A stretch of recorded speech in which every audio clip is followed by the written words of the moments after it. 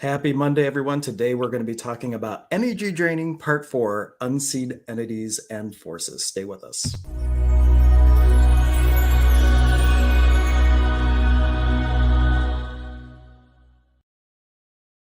Part 4 of our 5-part series. Today we're talking all about entities and energies that kind of drain your energy. And I gave the example in our write-up of like you just walk into a room and you can just feel that there was a fight, and it can just be like a dampening field and sap your energy. So things like this and how to avoid it and to take care of yourself going into situations like that so you can mitigate it. This is more of your specialty, Hank, than mine. Well, I'm sure so you're telling me to go first, basically, is what I you're saying am. with that? I always go first. You're going to go first today. One moment. Let me go ahead and make this public on my stream first. And if you are watching, please be a contribution to the contagion of consciousness and share this video with those that you think would be helpful. But, let me start with the idea that there is a spirit in hoodoo.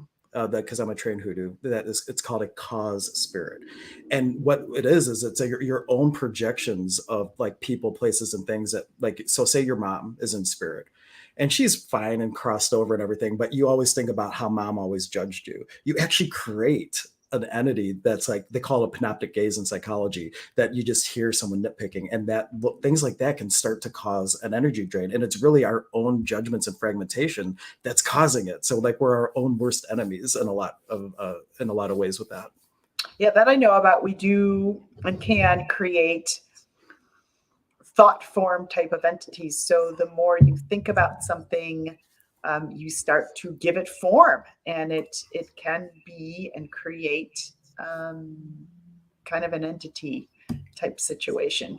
So yeah, and in hoodoo we call it cause spirits, and like it's even like I have found that sometimes when people feel that there's like a quote unquote earthbound spirit, it isn't. Their loved one is fine wherever they are, but it's our unresolved issues with that departed loved one that we create like an echo of their consciousness that we're interacting with.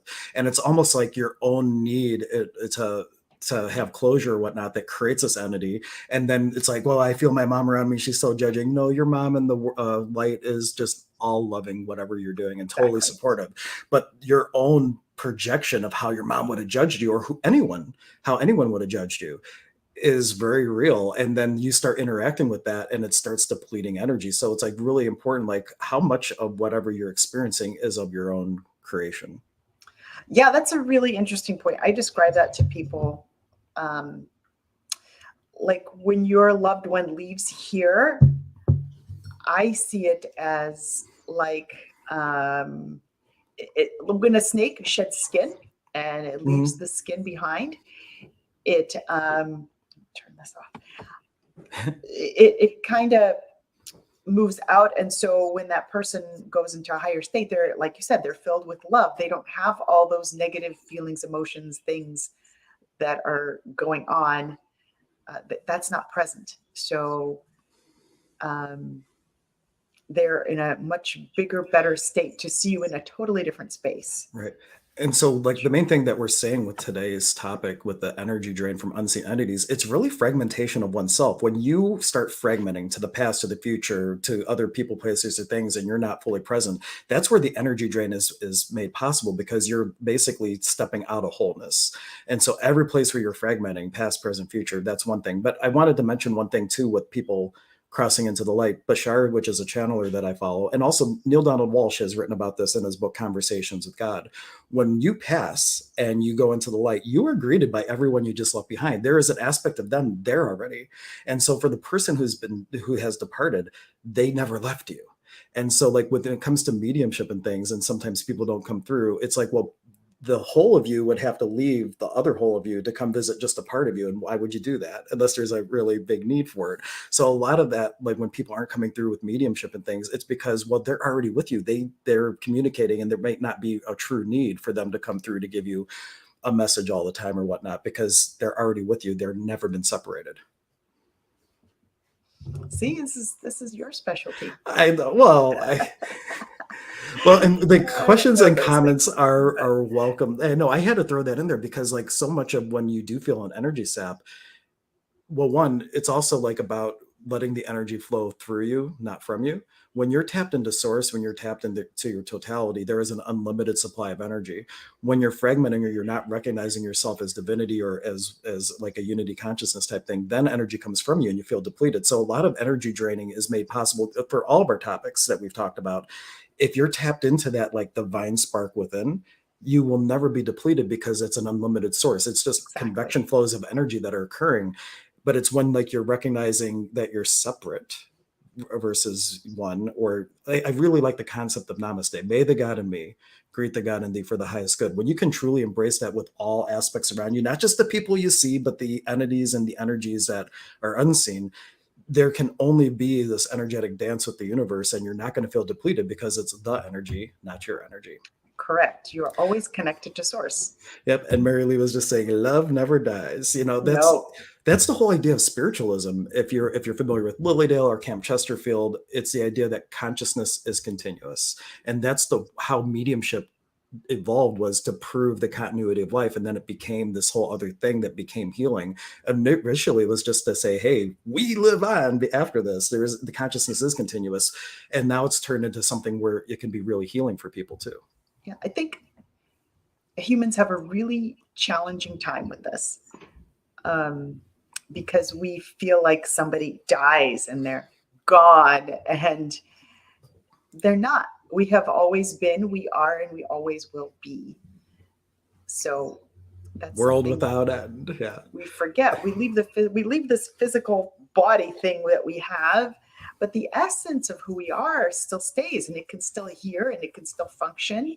It's just not in physical form. And I always tell people it's like you go into the world next door. So nobody's ever gone, but we somehow conceptualize in our heads that, oh my God, he or she's gone and I'm never going to see them again. And you will, and they're not gone. They've left the physical existence. That's all. They're still right next to you. Their essence is still there. It still feels, knows, and everything that's going on with you. But the brain has, I think, a challenging time. We can't speak to that person anymore. We can't hug that person anymore. We can't.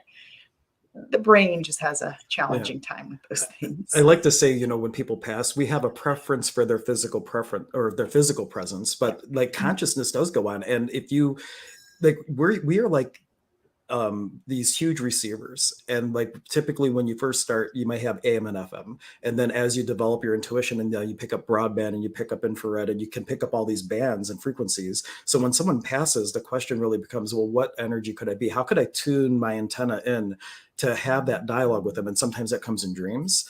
And sometimes that comes with like just like some people smell like the cigars or roses or things like that, but there's different ways where you can start to have a different dialogue with that unseen world and like know that, you know just like they left and you're there, like you can have that awareness both ways. It's just you have to get one, allow yourself to process the grief, because so many people don't. Even myself, when my aunt passed, like I didn't properly process the grief, and that's something that I have on my agenda in the near future to really dive into.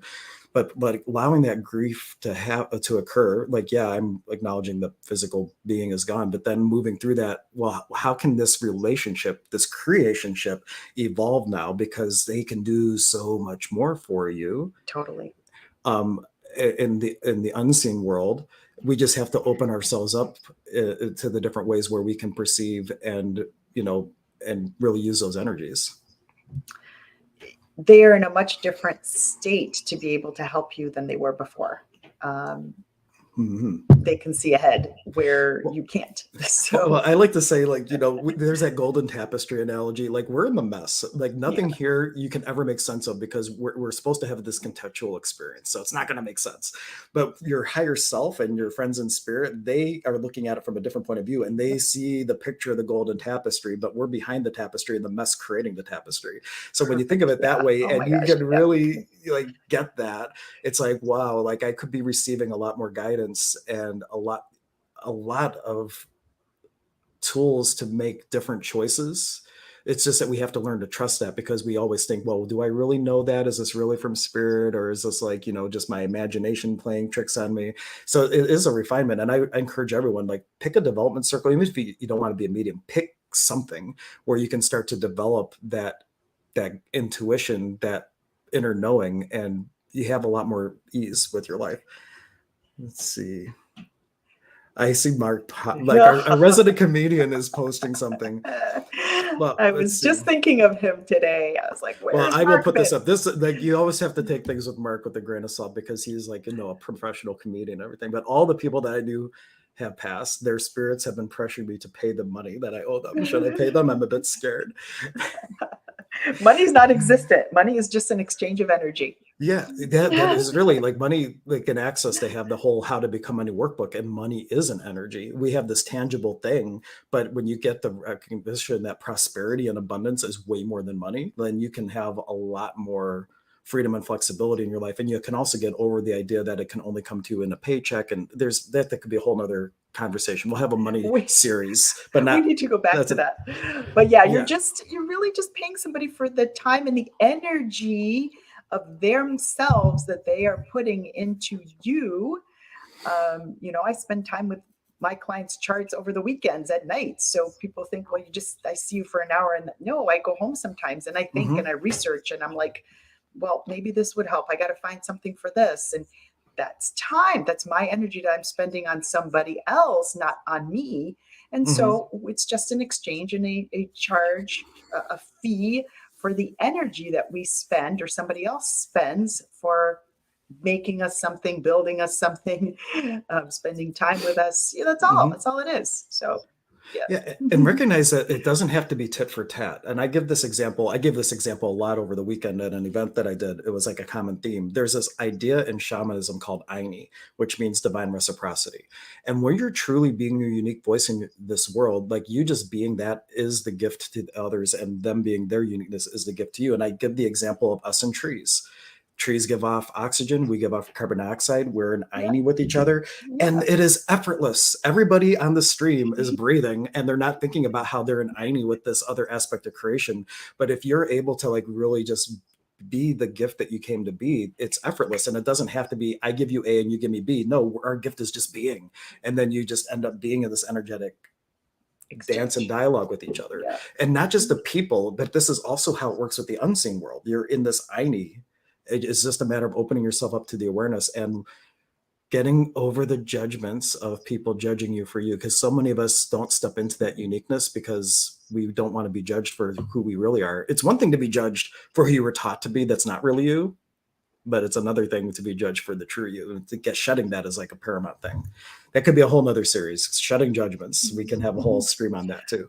I think we should, because judgments is a thing that really runs around rampant. But yeah, with regards to just entities, we can create our own. So that's repetitive thought patterns that are negative that create this kind of black cloud thing that hangs out, and it starts to take shape and it starts to become an entity. And I think other unseen worlds, and I'm not well versed in that. That's not my thing. It's not that it's not my thing. I just don't have as much education in it. I think you are way more in tune with that, because she says I don't talk to spirits and all these things, but then she's like getting these downloads. Well, I do, but you've studied it more than I have. Yeah, I actually went to school for it. Yeah. So, but when you start commiserating, when you start hanging with people that are negative, well, the unseen world, whatever vastness that is, there's beings out there that like that, and they will hang out with you even more.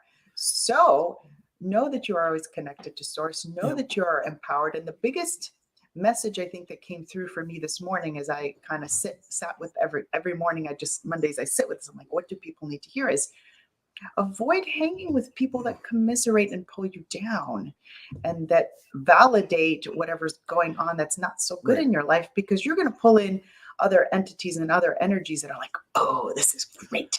We're going to hang out and we're going to and then it's like, I'm so tired because I'm empathic, and you can come from a much stronger stance. You are divine source.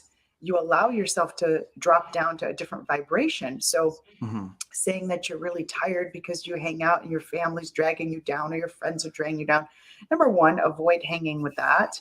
And those people may have entities hanging with them. And then when you join the party, they're like, oh, this is great.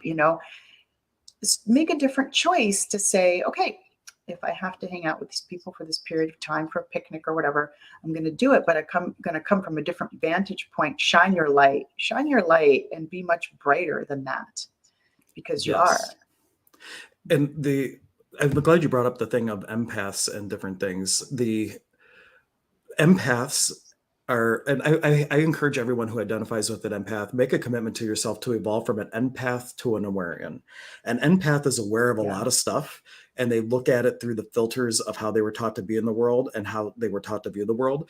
And so, like, it's like you have the raw data of the awareness, and then there's stuff that's added on top of it that gives it polarity that makes it heavy.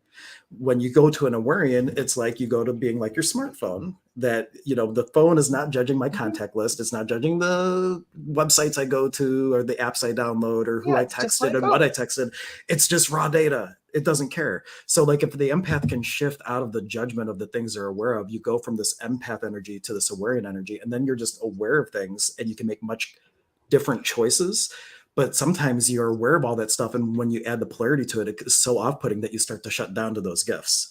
So it's like, let's have a whole series of that too. Okay, we have like a big parking lot, like, because like the Get whole your empath to notebook. awareness thing, I'm actually developing a little class around that. That it's like what are the tools to really shift out of that, because there's so much stigma now around the word empath. It's like, oh my gosh, I'm an empath, it's a curse and all this stuff. Well, let's just relabel it entirely and have it be aware.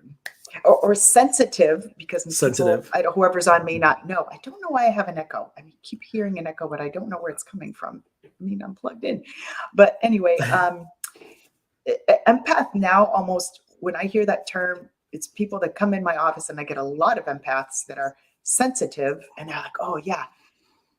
It's almost like a heaviness that I feel when you're empathic. It's like, oh man, that I'm just going to be exhausted all the I time, know. and I can't go here and I can't go there and I can't see my friends, and I just got to stay at home, and then I'm exhausted in my own house too. It's like, no, come flip that. Come from a different vantage point, saying, oh, that's interesting.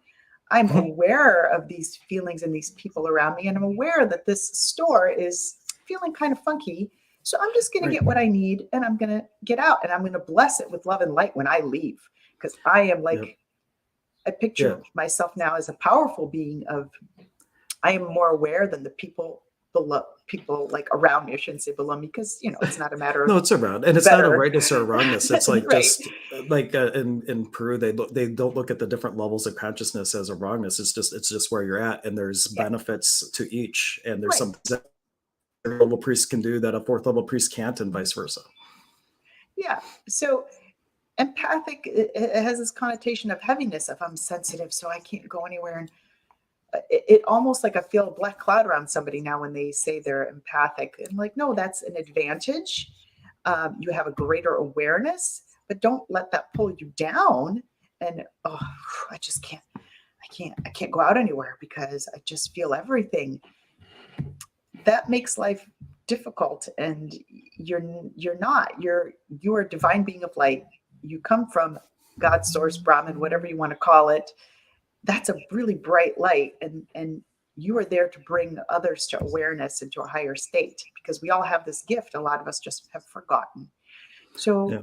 consider it a power, not a drag down. Like an empath almost has like, I'm being dragged down now Right. because I can't go anywhere and I And can't we do were anything. never taught how to deal with that. Like I've shared this on previous streams. In Peru, the first thing they do when a baby's born, they do two things. One is a soul retrieval for being cut from the mother. And the second is your navel. There's like 5 energy centers in the shamanic tradition I practice. At the Cusco, the navel is where you bring in data from the outside world, basically, like up from all the people, places, things around you. And they do a thing to close that eye. It's almost like a camera lens that can open and close like a dilating pupil. And they regulate that so that the baby's not overwhelmed with all the stuff around them. And they actually say the children of the North walk with leaking navels, meaning like we've never had that teaching, that technique to regulate that. And we're like, that's why we have so many empaths on steroids, because we've been wide open with no training on how to regulate the information coming in.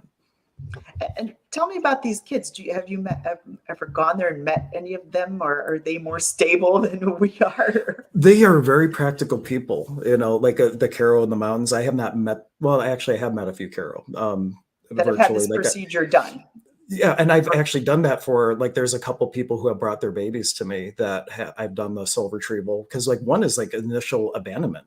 You know, you're cut from the mother, like you were all warm and cuddly, all your needs were provided for. It's like the unity feeling, right? And then Mm. all of a sudden you're spit out into the world, and you know, cold and crying, and I'm not surrounded anymore by this warmth and everything, and now you feel yourself as separate from where you were feeling as unity. And so like that is like the initial soul loss, and to bring that back is like a huge thing. And then the whole other part, like they just grow up totally different. They aren't overwhelmed.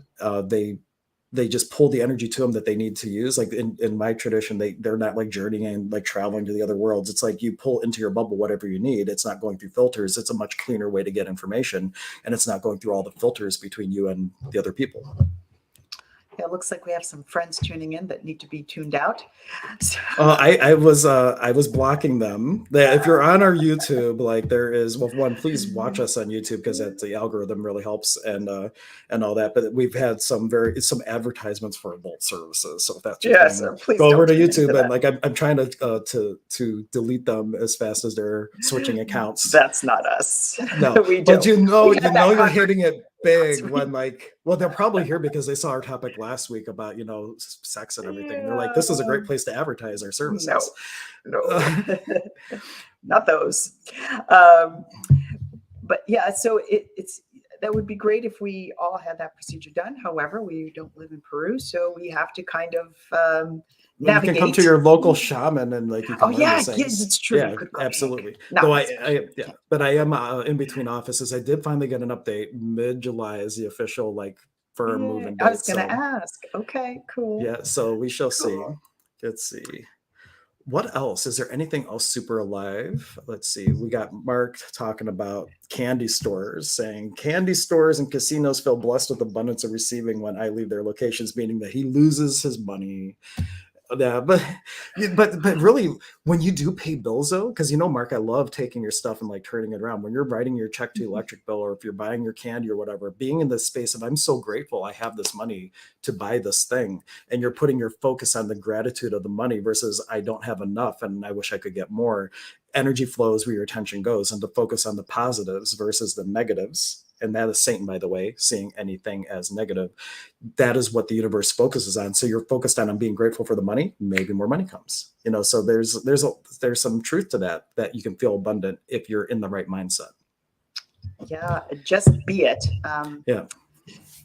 There's a great book called Happy Pocket Full of Money, and it talks just about being, just being, and think nothing. Just say I am, and then think no thoughts after that. Don't revisit it. Yep. Don't allow doubt and all that Yes. stuff to creep in. That So is you so great. just embody the I am wealthy, I am abundant, because you are. I mean, look Yeah. around you. You have a roof over your head, correct? You have food. You're not, Hopefully. We don't know everybody watching. Maybe maybe they're camping or something. They don't have a roof. But you get our point. but however, you are still abundant because you're on this earth and you look around Yes. you and you have the capability and the ability to change that situation extremely quickly, even if you are in a tricky spot. I always like the thing saying God is dot dot dot. Anything you say after that is a limitation. I am dot dot dot. I Anything you say am. after that is a limitation. So, like you say, just allow your mind to go blank and expand into the totality of you. Huge. And there was one other thing I was going to say, but now I forgot it. Poof. The I am statement. Say whatever following that you desire. Not I am not wealthy, or I am not where I. Avoid those. I am confident. I am wealthy. I am wealth. I am abundance. I am joy. Is it going to change by tomorrow? Maybe. But you are putting yourself in that vibration, and you say Yeah. that over and over every single day. It can't not happen. Yeah. And just think of it like will. scales. So, like if you're really weighted on negativity, and here's the positivity, I have to get into the camera shot so you can see my other hand. Here we go. And so, like, there's the negativity and positivity. You start adding those positives there. It might not feel like anything's happening, but you'll reach a tipping point where You all of will. a sudden You it becomes lighter. absolutely will. And the more congruent you can be and not fragmented you can be when you do those affirmations, the more fast tracked you can do, and actually have that shift. I really wish I remember what I had. I don't remember now, but that's okay. Poof. I know. Poof, the Poof, magic poof, poof, dragon. poof. So I know you have something coming up, right? Where do you already have your class I do. done? I can send you the bit. It's actually probably a little more geared towards next week. I'm doing a little course on what's in your makeup. A little more for the gals than for the guys. However, guys always wear cologne, right? Do you guys not? I don't know if you do. I don't personally wear You don't? cologne. Well, good. Okay. I'm going to send it to you I now. sometimes spit Florida water at myself or something. When I was in drama club in high school, I wore mascara and the whole thing because you have to like have all that stuff. Well, that's going to be a little video today. It's going to be what's in your mascara. Do you know what's in your mascara? Do you know what's in your makeup? You're going to be shocked to know what's in your makeup. When I learned all this, I was like, oh, not using this stuff anymore. It's not, I'm not even talking cruelty free or that kind of thing. That's a whole other topic that's just needs to stop. So I just sent the bit.ly link over to you, Hank. I got it. I'm posting it now. It's going to be next Thursday, the 23rd at 7 o'clock. So you'll have to register. You can register right there. And we're going to talk all about everything in your makeup. I'm going to give you a whole list of makeup brands that are really good, so you don't have to go researching them. And it's going to change everything for you. Lotions, shampoos, all that stuff. I'm going to give you all the good stuff to use, so you're not out there researching. Well, I will make sure that I will pass on the information to my beloved, and that they can make better choices. And then but for you, lotions and just colognes. For me, unless I start doing theater work again, because then I'll be in that shtick. You know, are you planning on doing that again? Someday. I wouldn't mind, like the local theater. I just don't have time right now, but I love that. I like one of the greatest memories I had from high school was being in Little Shop of Horrors, and I was both the dentist and the voice of the plant, and it was like it was an amazing. I really like doing that. So someday, but until then, I'll just do my TikToks and stuff like that. I have two things coming up now as well. Next Wednesday, I have a congruent manifestation class at Goddess Elite, which is in person, and it's all about aligning the soul path and the life path, and when they're aligned, life becomes magic. And then later on the 23rd, I have, or is it the 25th? It's a Saturday at 6 p.m. Also at Goddess Elite, a crystal skull class where I will take like how to use crystal skulls with sacred geometry and different things. So that's going to be a lot. That's awesome. What's in your tattoo? Well, I don't. Well, a serious question when it comes to makeup, will you also dive into like if you're going to get a tattoo, like are there different inks and things that might be more palatable? There are no tattoos that are good. They're no tattoos, none. No. What about henna? Not the permanent ones. The hennas are probably better, but the permanent that says me. I was actually thinking about getting a tattoo, so now I'm like, oh. That is constant release of heavy metals into your system. However, if you have them, then you just have to work on detoxing. You just have to keep detoxing because it's constantly. That's just something that's constantly leaking into your system. So. Well, good to know. Oh, we got another advertisement. That's great. Oh, look. Oh, and for my classes, you can just go to my website, which is right below me there. It's hanksutala.com, and you can find out everything. And then hopefully, well, I don't have them listed on the site yet, but I'm going to be in Eastlake. I'm going to be on the east side next month doing a breath and sound ceremony with my friend Liza. Awesome. And then there's something else I'm doing. I forget now. I have other stuff in the hopper, and I also have some Lilydale mediums that are going to be coming out in October. I'll be announcing stuff like that soon. So some gallery readings, mediumship development, private sessions with the Lilydale trained mediums. So that's coming up. I've got a lot of stuff in the long-term hopper. That's so exciting. You know, that's teaching great. Some Reiki classes again, especially once I get into the new space. You're going to love it. I will be doing a lot more. You're going to love it. I will. Awesome. Well, everyone, thank you so much for tuning in. If you're watching on the replay and you have questions, please make them and tag Dr. K or myself so we can see them and we can speak to them in a future stream. Next week is part 5 of our energy series. Let me bring up my little graphic because I forget what they all are. Food and movement. It is. Okay, thank you. Because I could not remember that. I thought I had. Oh, here we go. Here's our whole 5-part series. So if you missed any, we did complaining is draining. We did energy loops. We did energy vampires. Today we did entities. And next week, we're going to be more focused on Dr. K's specialty, food and movement. So tune in next Monday for that. But if you have questions about any of the series, please let us know. We can speak to them a little bit more. And Mark has another, oh. Oh, he's not back in prison. Oh, he got in prison. That's right. Mark was like gone for the longest time, and he said that he was in prison, and that's why he was missing us. But he was just fabricating that, I believe. Yeah. But we're glad, for whatever reason, you're back, Mark. I'm glad that you're finally back on the streams and offering your lightness. That's awesome. One little tip, though, I think as we exit, that just came through to tell everybody: open your blinds, shades, windows. This is just entities like nice dark. They're anywhere where the energy and vibration's lower, you're pulling your energy down, they're hopping in on that. So let the sunlight in. I don't know. Well, and also it's important too. Like if you think of like water that's stagnant, what breeds there? There's like mold, there's like mosquitoes, like things that aren't desirable. So like if you never open your windows and you never open your shades, there's no flow of light, there's no flow of wind, you know, like, so like just keeping those things open, airing out the house, it brings like movement. And it just is a flow that is going to make things feel lighter. So I 110% piggyback off what you said. Okay, that's my last tip of the day, unless you have one. No, that is all. Okay. But until next time, we'll be back next Monday. Until then, stay aware. Bye, everyone. Bye.